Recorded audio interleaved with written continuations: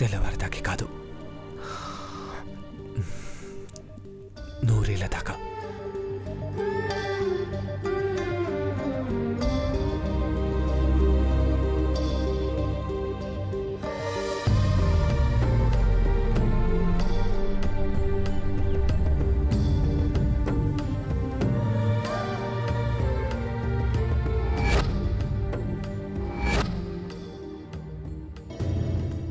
ఎక్కడున్నావు బంగారం?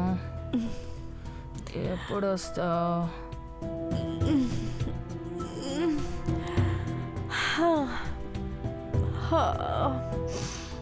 అప్పుడే తెల్లారిపోయింది. ఆంటీ, ఆంటీ, తెల్లారింది, లేవండి, మీ రూమ్కి వెళ్ళండి. అప్పుడే తెల్లారిందా? వెళ్ళు. మా ఆయన వచ్చాడో లేదో? వస్తాడు, నువ్వు వెళ్ళు. రమ్మంటుంది, పొమ్మంటుంది.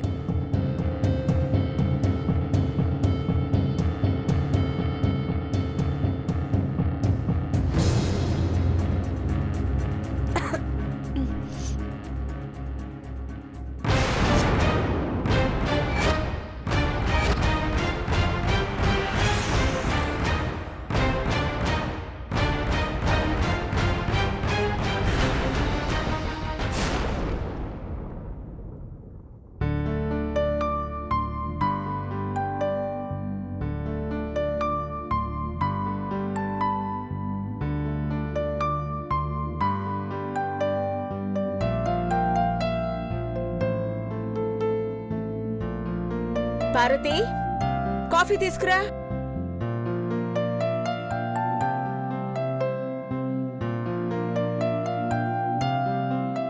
అఖిల, రేపు ఊరెళ్తున్నావని దేవాకి చెప్పావా?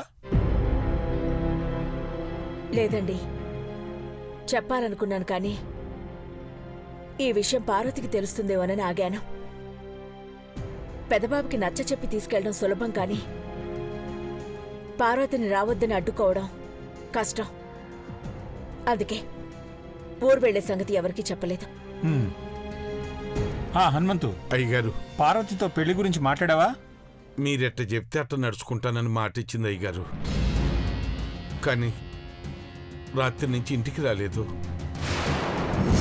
పార్వతి ఇంటికి రాలేదా? లేదమ్మగారు, పండగ ఏర్పాట్లు చేసుకుంటూ ఏండే ఉందనుకొని వచ్చానమ్మగారు. ఏంటేంటేంటేంటి, పెళ్లి కావాల్సిన పార్వతి రాత్రంతా ఇంట్లో లేదా?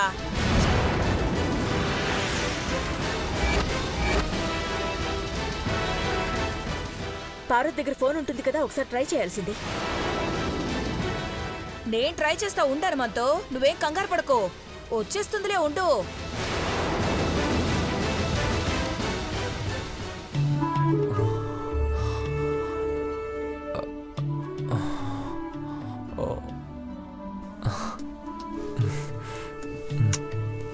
పార్వతి, ఏయ్ లే.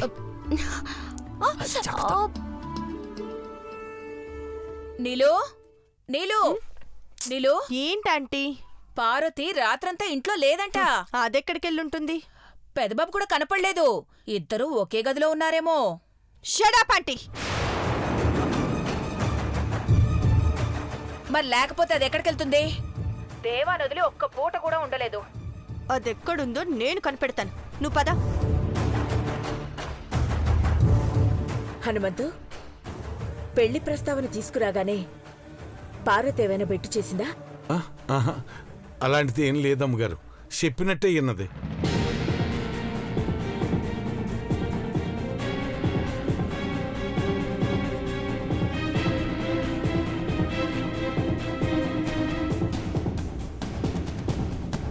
ఉందా?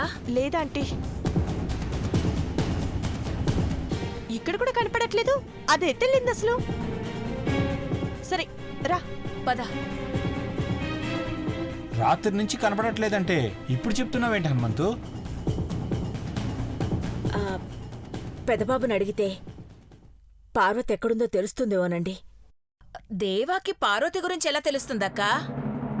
తనకే సాయం కావాలన్నా ముందు పార్వతినే పిలుస్తాడు కదా. కరెక్టే అక్కో. కానీ పొద్దుట్నుంచి పెదబాబు కూడా కనిపించడం లేదు. ఇద్దరూ కలిసే వెళ్లారేమో.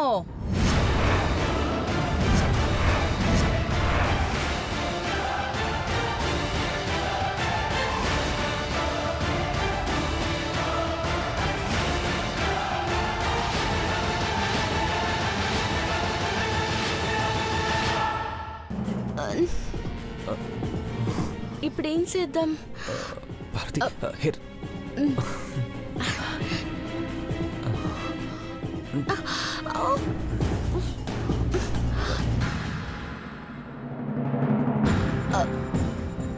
రావట్లేదా?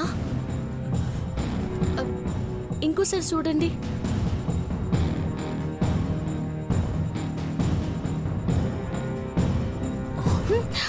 ఓపెన్ అయింది.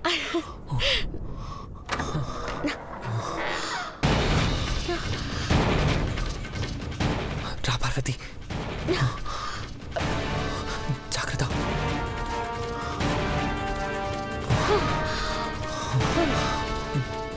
పద పద.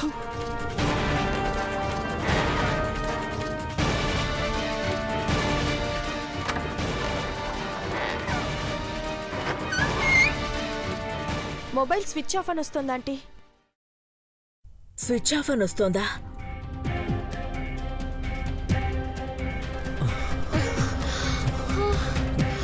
ఓకేనా? నీలాంబరి, నీలాంబరి, ఇంతకంటే మంచి అవకాశం రాదు. పార్వతీ దేవాను రెడ్ హ్యాండెడ్గా పట్టిస్తే ఇక దానికి జీవితంలో పెళ్ళవదు.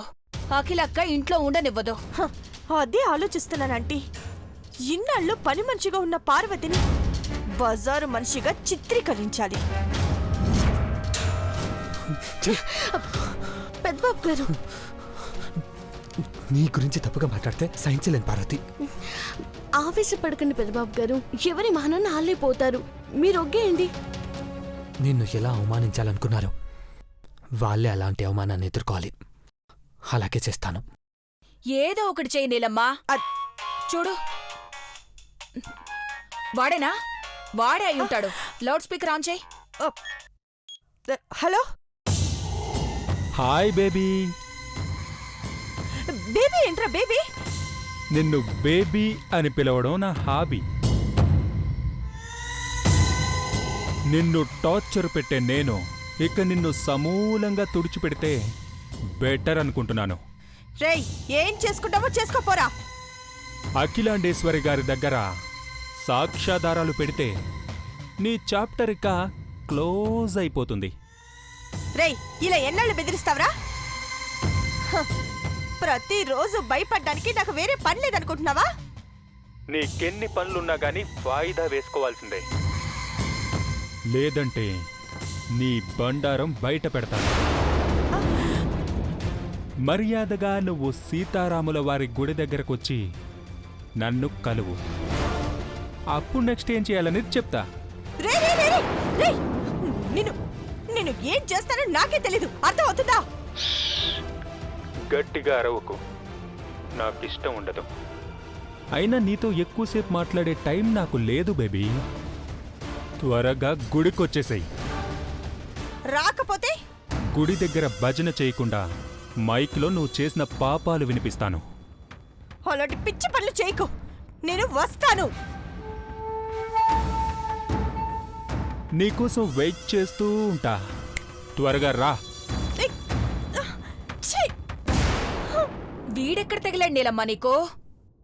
సరే, నేను వెళ్తానంటే వాడి సంగతి అటో ఇటో తేల్చుకొని వస్తాను. అయిపోయాడు ఈరోజు నా చేతిలో.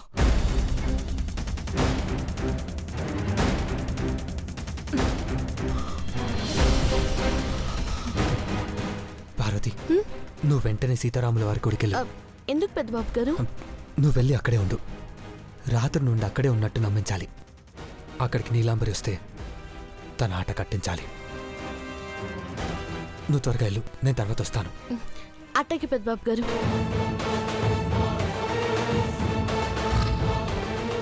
నీలాంబరి, నా పార్వతి దేవత తనను అవమానించాలని చూస్తే నిన్నే అందరు ఎలా చూస్తారో చూస్తావు కదా.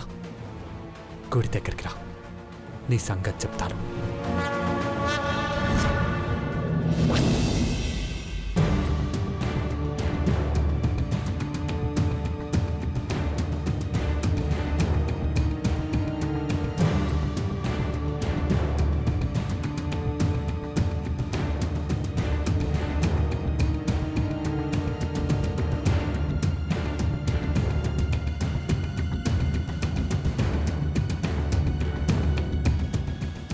పెద్దబాబు జాగింగ్కి వెళ్ళి ఉంటాడు అఖిల, వచ్చేస్తాడులే. నువ్వు అనవసరంగా టెన్షన్ పడకు. జాగింగ్కి వెళ్ళినా మొబైల్ స్విచ్ ఆఫ్ చేసుకోడు కదండి. పైగా పార్వతి కూడా ఇంట్లో లేదు. అపార్థం చేసుకోవద్దని నీలమరికి నచ్చ చెప్పగలమా చెప్పండి? పెద్దబాబు ఈ పాటికే వచ్చేయాలే, టైం కూడా అయ్యింది. నువ్వు టెన్షన్ పడకు, కూర్చో కూర్చో, నేను చెప్తాను, కూర్చో. టెన్షన్ పడకు అఖిల, కూల్. నీలాంబరి, అదిగో పెద్దబాబు వచ్చాడు. నీలాంబరి. గుడ్ మార్నింగ్ అమ్మా. Good morning dad. నీలాంబరి. నీలమ్మా, పెదబాబు నిన్ను పిలవడం కొత్తగా ఉంది కదూ? దేవా వచ్చాడా? సరే పద. నీలాంబరి, తాగడానికి వాటర్ తీసుకురా.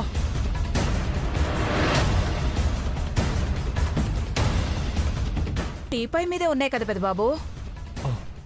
థ్యాంక్స్. తీసుకొచ్చి ఇచ్చేదాన్ని కదా ఆంటీ.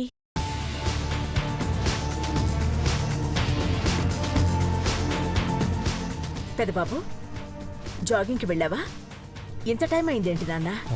కాస్త లేట్ అయిందమ్మా. 10 minutes పార్క్లో కూర్చున్నాను. ఒక్కడివే కూర్చున్నావు పెదబాబు?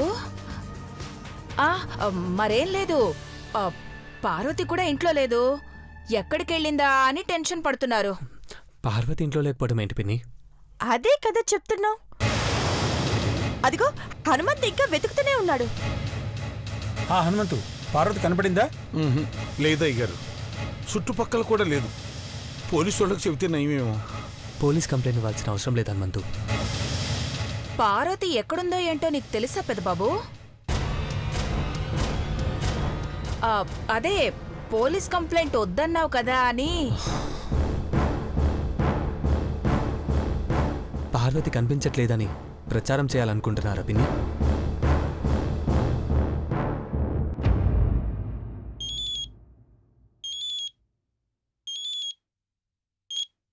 హలో అయ్యా, నేను గణిని మాట్లాడుతున్నాను. చెప్పరా గని. నువ్వేం బెంగెట్టుకోమాకయ్యా, అక్క రాములూరు గుడి కాడనే ఉంది. అట్టాగా, సర్లే. నేను అమ్మగారు వాళ్ళ దగ్గర ఉన్నాను, తర్వాత మాట్లాడతాలే. సరే అమ్మగారు, మా పార్వతి రాములూరు గుడికి వెళ్ళిందంటమ్మా.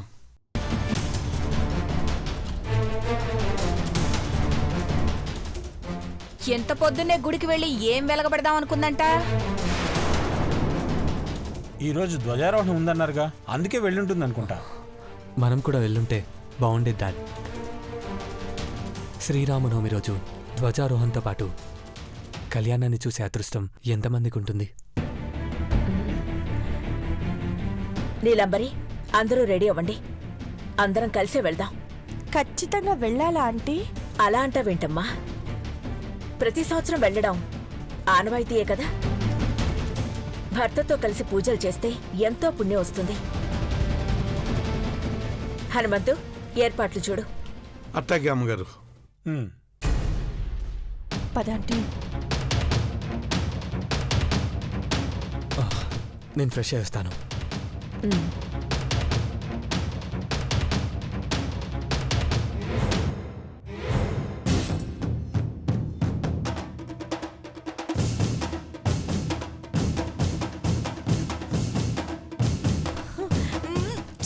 ఇప్పుడు ఏం చేద్దాం నీలమ్మా? ఆ పార్వతి కూడా రాములవారి గుడికే వెళ్ళింది. మనల్ని అపరిచితుడు ఆ గుడికే రమ్మన్నాడు. ఫోన్ చేసి ఇంకో గుడికి రమ్మను.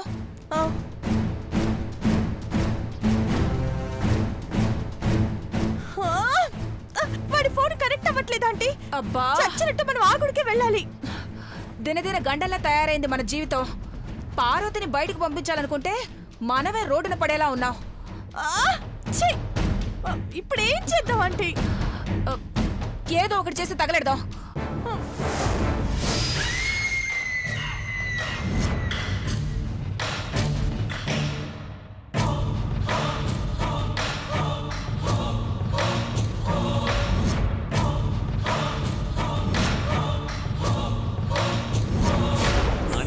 దేవతల మనమున నిలుపక నిరతము హనుమను కొలిచెడి వారికి సర్వసుఖములు సకల సంపదలు ఇచ్చి బ్రోచునే కరుణతో హనుమా. శ్రీ హనుమా జయ హనుమా జయ జయ హనుమా జయ హనుమా.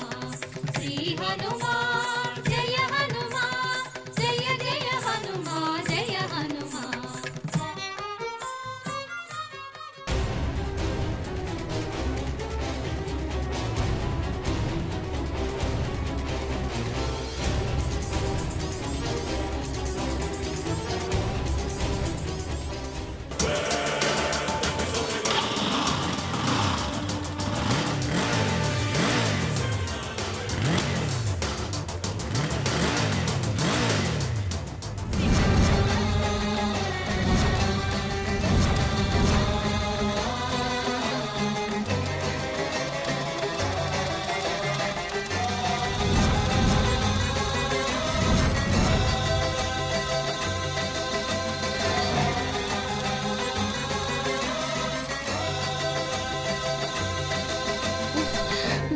స్వామి, ఇవాళ నేను అబద్ధం చెప్పి తప్పించుకోవాలని చూడట్లేదు. నా జీవితాన్ని అబద్ధం చేయాలని చూసి ఆ నీలంబరికి బుద్ధి చెప్పాలనే మాట మారుస్తున్నాను. అక్క అక్క అక్క నన్ను క్షమించు స్వామి. అబద్ధం చెప్పడం తప్పించి నాకు వేరే దారి లేదు. నువ్వెందుకు అబద్ధం చెప్తావు అక్క? రాత్రంతా నేను ఇంట్లోనే ఉన్నాను కానీ నేను కానొస్తలేనని ఏడుకోపోనానని అబాండ మోపాలని చూస్తుంది ఆ నీలాంబరి. నువ్వు కాన్ రాలేదని అయ్య కూడా అమ్మగారులకు చెప్పినారు కదక్క. అదే కదా నా బాధ. నిజానికి నేను పెదబాబు గారు గదిలోని ఇరుక్కుపోయాము.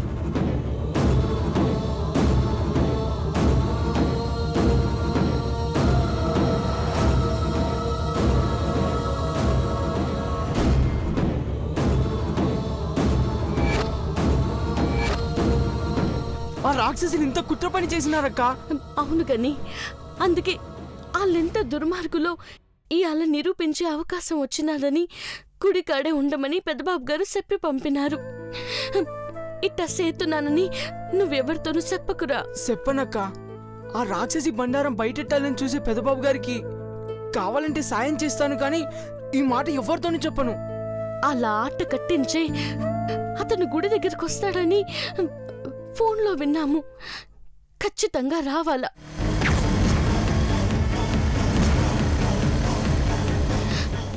వస్తే నీలాంబరి బతుకుని ఎండగట్టి మా బతుకుల్ని నిలబెడతాడు. వచ్చే వాళ్ళెవరో ఆయన్ని రాక్షసులు చూడరాదక్క. ఆయన నేరుగా వచ్చి పెద్దబాబు గారిని కలిసినా బాగుంటుంది.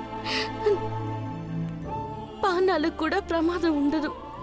లేదంటే నరరూప రాక్షసైన నీలాంబరి ఎంతకైనా తెగిస్తాది. రాములూరి కళ్యాణం చెయ్యాలని అమ్మగారులు గుడికొస్తారు కదక్క. నువ్వు ఏ తప్పు చేయలేదని ఎట్టా నిరూపించుకుంటావో ఏమో. అదంతా పెద్దబాబు గారు చూసుకుంటారు. నా దేవుడు ఎట్టా చెప్తే అట్టా నడుచుకోవడమే నాకు ముఖ్యం. ఇదిగో ఈ బట్టలు తీసుకొని మార్చుకోక్క.